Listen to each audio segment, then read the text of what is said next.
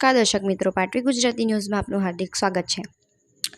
જંબુસર તાલુકાના કહાનવા ગામના બંગલાવાગા વિસ્તારમાં આજ રોજ પ્રાથમિક શાળામાં બાળકોને નવરાત્રિ મહોત્સવના ભાગરૂપે લાઉડસ્પીકરના તાલે ગરબે ઘુમાવ્યા હતા।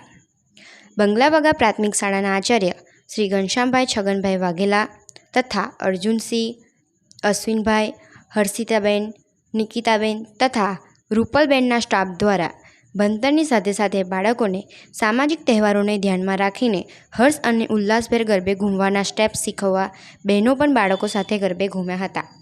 બાળકોનું ભણતર અને ઘડતર એ માત્ર શિક્ષકો દ્વારા જ થાય છે। એના માટે દરેક પ્રોગ્રામને અનુરૂપ આ શાળામાં ભણતરની સાથે આવા પ્રોગ્રામ કરવામાં આવે છે। પાટવી Gujarati news crime reporter Naginbhai Parmar.